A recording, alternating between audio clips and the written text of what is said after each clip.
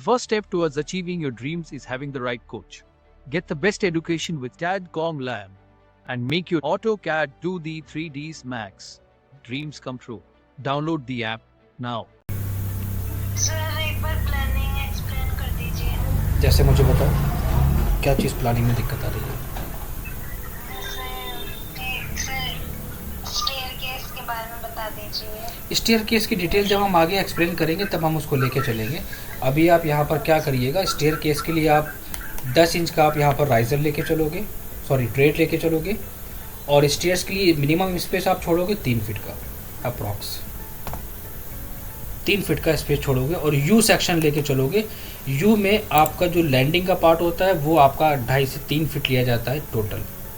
किसकी बात कर रहा हूँ मैं? लैंडिंग वाले पार्ट की। 30 feet approx 3 feet both side, 10 inches के ट्रेड।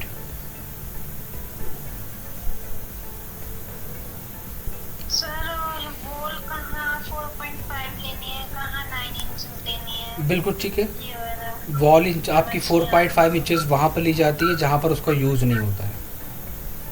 वॉशरूम में आप 9 इंचेस की वॉल देके क्या करोगे?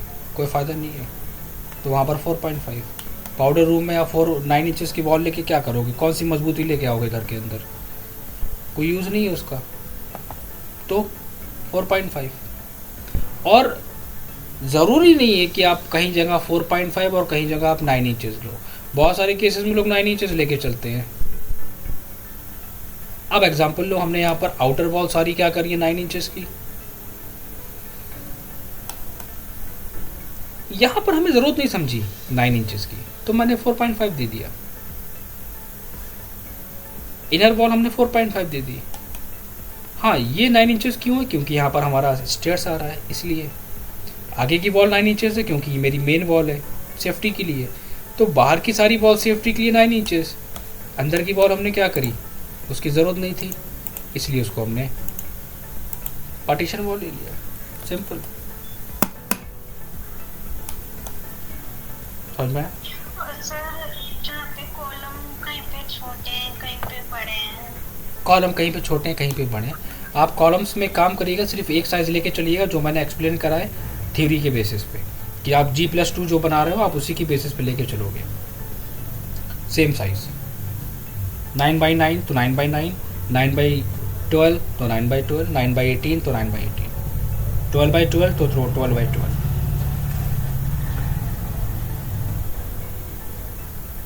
स्ट्रक्चर की थ्योरी के बेसिस पे जो मैंने एक्सप्लेन करा है आप उसी को फॉलो करेंगे। सेम साइज, समझ में आया? जी सर, आ गया। और बताओ क्या दिक्कत थी?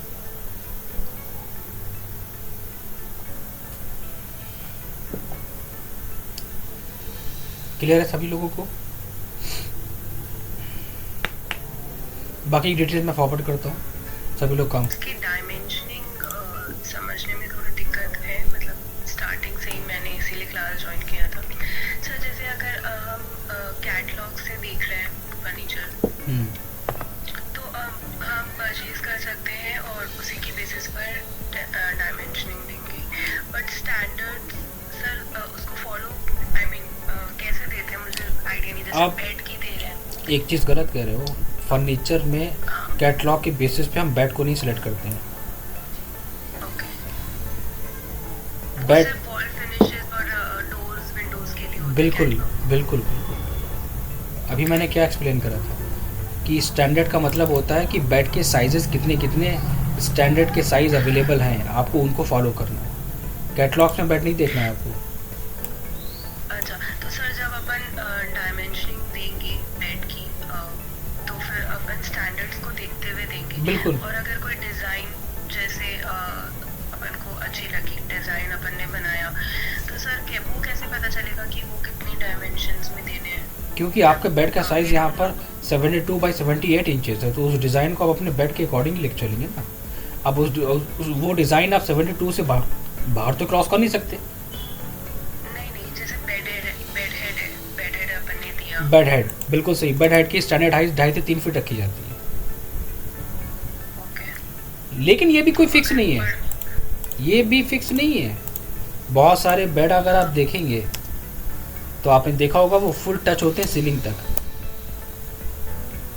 हाँ, मतलब कोई बड़े होते हैं, कोई छोटे बिल्कुल, तो इसमें यहाँ पर स्टैंडर्ड तो आप कह नहीं सकते हो। बहुत सारे केसेस में बेड बैग आपका पूरा सीलिंग तक टच होता है वुडन के साथ। तो लेकिन कॉन्सेप्ट क्या कहता है, लेकिन उसको रखा उतना ही गया है जितना कि हमारा बेड का साइज़ है। अब इसका मतलब ये नहीं है कि हमारे यहाँ पर ये बेड दिया है तो क्लाइंट को हम यहाँ पर कहेंगे कि ठीक है यही देंगे हम बेड, उसको बेड हेड नहीं, वो यहाँ से हम एक्सटेंड करा के सीलिंग तक दे सकते हैं डेकोर करने के लिए, चलेगा। बट सपोज सर किसी ने रेफरेंस इमेज दे के उन्होंने उनको पसंद आ गया, ठीक है, and then how we draw, मतलब उसको कैसे डायमेंशनिंग देंगे? आपने साइज़ अपने बेड का लिया जो आपके बेड का साइज़ है, ठीक। अब बेड के साइज़ के बाद आपने जो रेफरेंस लिया है उस रेफरेंस में डिज़ाइन थोड़ा सा डिफरेंट है, तो वो डिज़ाइन हम अपने बेड के साइज़ के अकॉर्डिंग लेंगे। एग्जाम्पल, फिर वो अपन अपने हिसाब से डिजाइन करके बिल्कुल, मार्केट से थोड़ी ना लेंगे उसको, फिर हम पॉसिबल ही नहीं है। Okay sir. हर चीज़ कस्टमाइज होती और है। सर किसी आउटडोर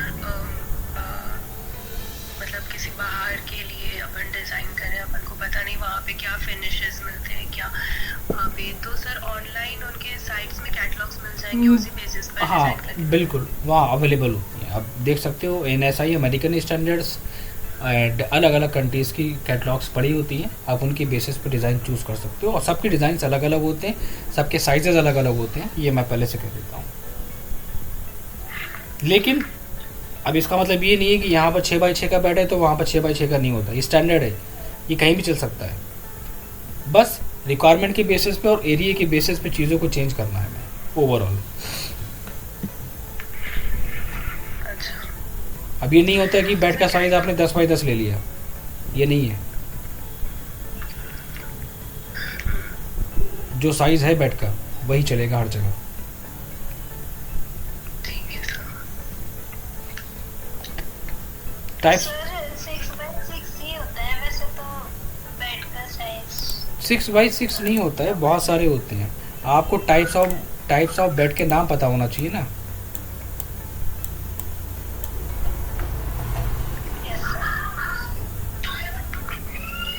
हर एक का अलग अलग नेम होता है, हर एक का अलग अलग साइज़ होता है।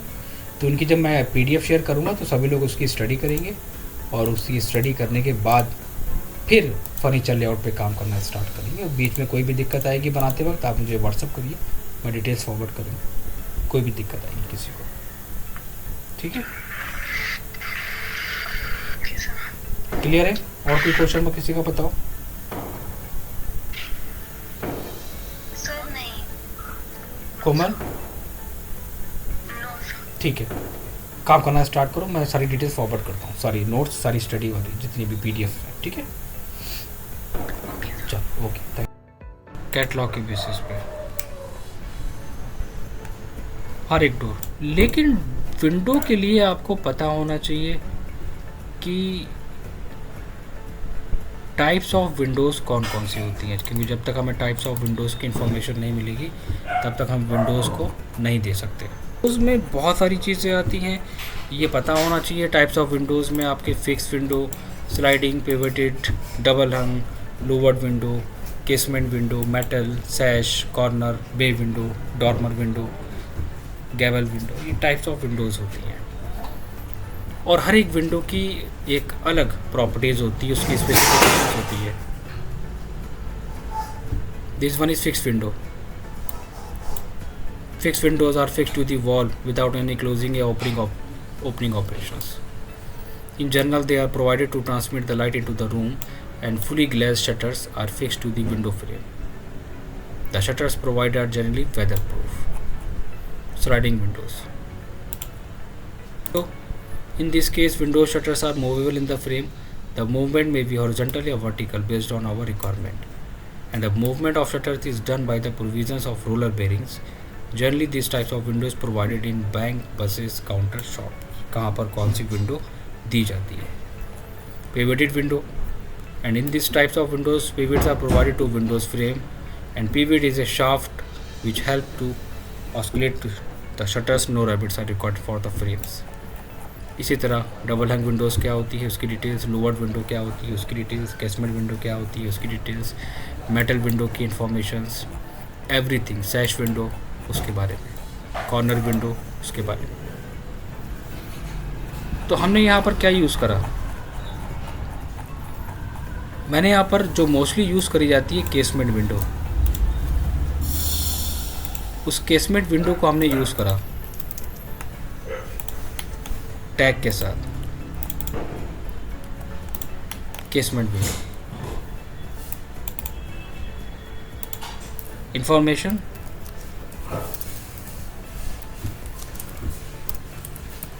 With glass.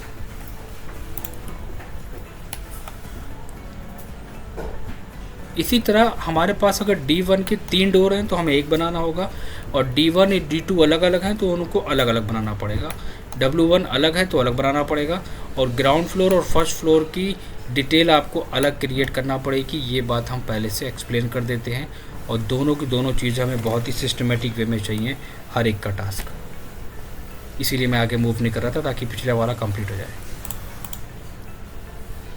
तो जिसमें आप क्या करोगे, जिसको आप बहुत ही सिस्टमेटिक वे में बनाओगे, D1, D2, D3, उनकी डिटेल, उनका नाम, उनका फिनिश, डोर का प्लान, डोर का एलिवेशंस, विंडो, विंडो का प्लान, विंडो का एलिवेशंस, कुछ इस तरह मटेरियल फिनिश के साथ। इस बात का हमें ध्यान रखना है।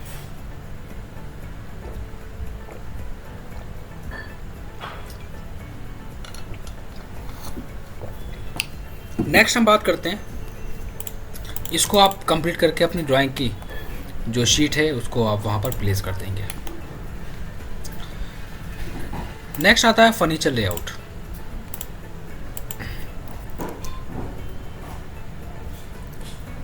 रेफरेंस PDF, ठीक है, हम शेयर कर देंगे आपको।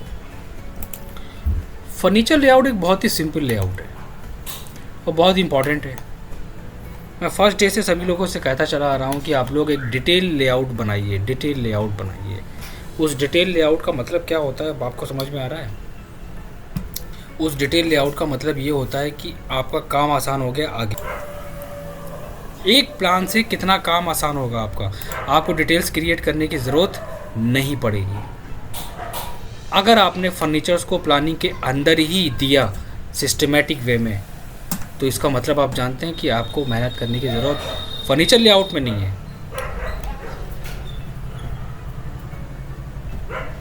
अगर आप इस पे काम नहीं करते हैं सही से, तो फिर आपको आगे की डिटेल में काम करने में दिक्कत आएगी।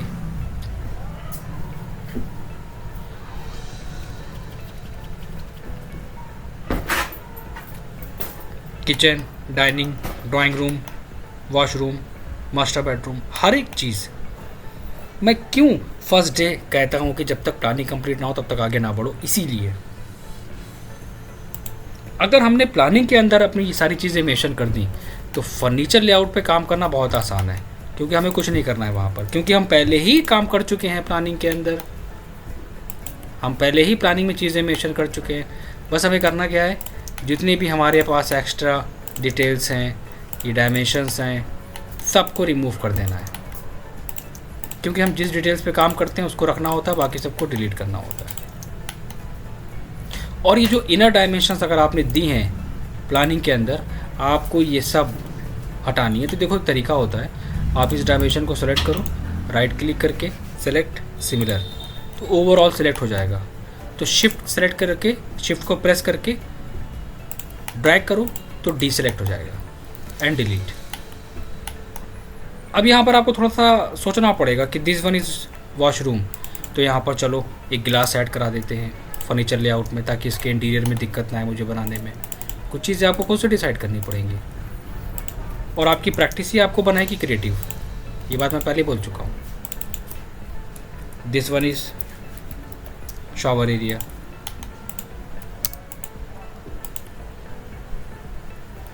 This one is master bedroom, chair, unit, bed. अब एग्जांपल यहाँ पर एक क्वेश्चन आता है कि क्या हमारे पास जो कैट के ब्लॉक हैं क्या हम उनको यूज़ कर सकते हैं? बिल्कुल यूज़ नहीं करेंगे आप। ये बात हम पहले से ही बोल देते हैं आपको। आप कोई भी कैड का ब्लॉक यूज़ करेंगे अगर, तो उसको स्टैंडर्ड डायमेंशंस पे कन्वर्ट करने के बाद ही यूज़ करेंगे। एक छोटा सा एग्जांपल देता हूँ मैं, समझ जाओगे।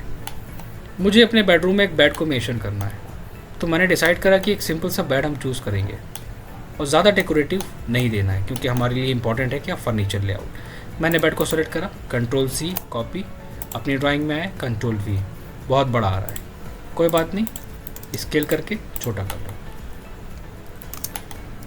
मैंने एक लाइन ड्रॉ करी 6 फीट की, और इसको हम करा देंगे क्या, स्केल, जो हम पहले क्लास में डिस्कस कर चुके हैं स्टार्टिंग में ही।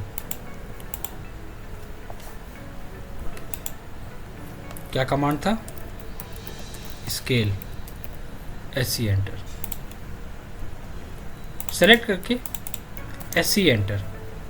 फर्स्ट पॉइंट जैसे क्लिक करोगे तो नीचे लिख के आएगा रेफरेंस। रेफरेंस पे क्लिक करोगे तो बेड का पहला और लास्ट पॉइंट, जैसे ही लास्ट दोनों पॉइंट दोगे तो नीचे एक और मैसेज आएगा कमांड लाइन में, पॉइंट। पॉइंट पे क्लिक करके लाइन का पहला और लास्ट। तो ये सिर्फ 1 साइड हुआ है 6 फीट का, 2 साइड नहीं हुआ है, चाहो तो देख लो। तो अब हमें क्या करना पड़ेगा, इसको तोड़ना पड़ेगा, किस में, explode, X enter, explode X enter. आपने X एंटर किया, सेलेक्ट करके एंटर किया। अब और हम 6 फीट का एक ऑफसेट लेंगे ऊपर की लाइन से, और ये जितनी भी हैं जो हमने ये जो बनाया है, इसको थोड़ा सा हम ट्रिम कर लेंगे, क्योंकि हमें जितना काम करना है साइज़ पे हम उतनी साइज़ लेंगे, एक्स्ट्रा साइज़ लेने से कोई फ़ायदा नहीं है। तो एक एक मॉडल आपको मैन्युअली बनाना पड़ेगा। अब इसमें टाइम लगेगा तो मैं इसमें कुछ नहीं कर सकता, बट काम करने का तरीका यही है। फिलिट कर लो, फिलिट का भी कमांड होता है, फिलिट, F एंटर, R एंटर। मैंने F एंटर किया, R एंटर किया। कितना फिलिट करना है, 4 inches, first line, second line, first, second. ये साइड टेबल क्या इनको यूज़ करेंगे, नहीं, क्योंकि इनका कोई साइज़ है नहीं, इनका कोई साइज़ नहीं है, तो ये बेकार है। तो हम अपनी साइड टेबल क्रिएट करते हैं रेक्टेंगल के साथ।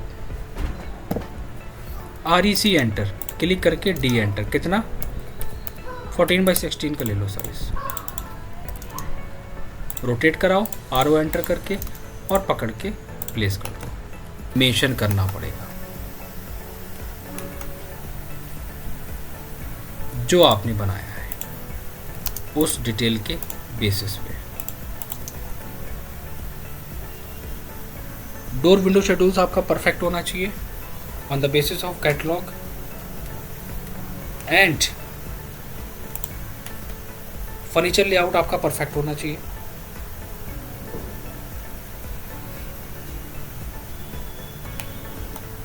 कोई भी कैट ब्लॉक्स यूज नहीं करेगा,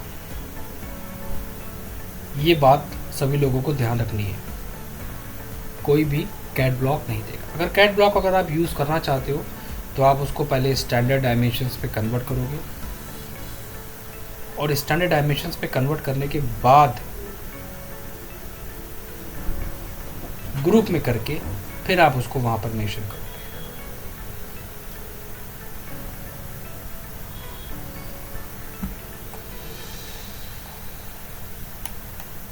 पॉइंट नंबर 1, नेक्स्ट क्लास से पहले मेरे पास फ्लोर प्लान सभी लोगों के आ जाए।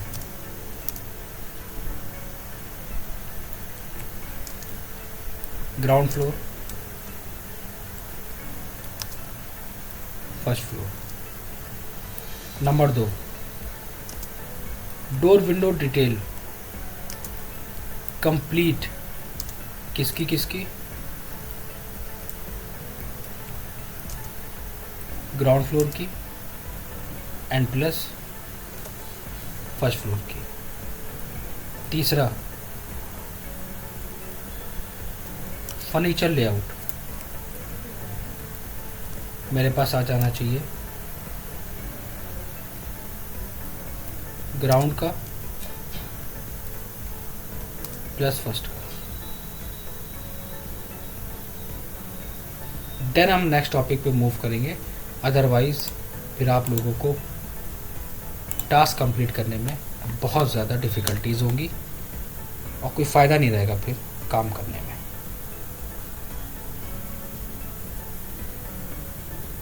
ये आपको नेक्स्ट क्लास से पहले सबमिट करना है। जिस किसी को जो भी दिक्कत आए वो मुझसे पूछ सकता है, हम बता देंगे उसको। क्या क्या प्रॉब्लम्स आ रही हैं, किसी का कोई डाउट हो तो मुझे बताओ।